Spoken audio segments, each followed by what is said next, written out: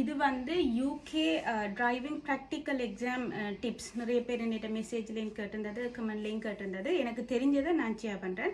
ஃபர்ஸ்ட்டுக்கு observation எப்படி observe பண்ணுறதுன்றது நான் இன்னொரு வீடியோவில் காரில் எடுத்து இருந்து செய்து காட்டுறேன். ஃபர்ஸ்ட் வந்து மெயின் அப்சர்வேஷன். அதோட வந்து இப்போ ரோட்டில் முடிச்சு இன்னொரு ரோட்டை திரும்ப போகிறீங்கனாலும் அங்கேயும் அப்சர்வேஷன். நீங்கள் கண்ணால் நார்மலாக பார்த்துட்டு நாங்கள் திருப்பலாம். ரெண்டாலும் அவைக்கு நாங்கள் பார்க்குறதுன்றதை வந்து எக்ஸாமினருக்கு தெரியப்படுத்தணுன்றதுக்காக உடம்பாலையும் நாங்கள் வடிவாக திரும்பி பார்க்கணும். இது மெயின் விஷயம்.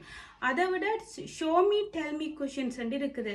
நீங்கள் எவ்வளோதான் நாங்கள் கார் கரெக்டாக ஓடினாலும் அது ஓடிக்கொண்டு கேட்க 2-3 கொஷின்ஸ் கேட்பினோம், சிலது காட்ட சொல்லி கேட்பினோம். அதை நாங்கள் விட்டுட்டோம்னா அவங்க ஃபெயிலான்னு போடுவினோம். என்னென்று சொன்னால் அது இப்போ ஓடிக்கொண்டு கேட்கல, அது என்னென்ன ஷோ மீ டெல் மீ கொஷின்ஸ்ன்றதையும் நான் போடுறேன்.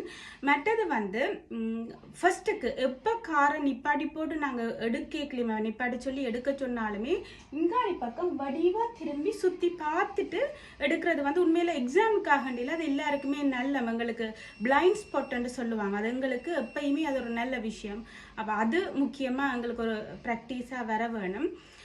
மற்றது வந்து ஷோ மீ டெல் மீ கொஷின்ஸும் அந்த ஒப்சர்வேஷன் எப்படின்றதும் நான் காரில் உங்களுக்கு போடுறேன். இது வந்து ப்ராக்டிக்கல், நான் எனக்கு தெரிஞ்சதை ஷேர் பண்ணுறேன். தேங்க்யூ.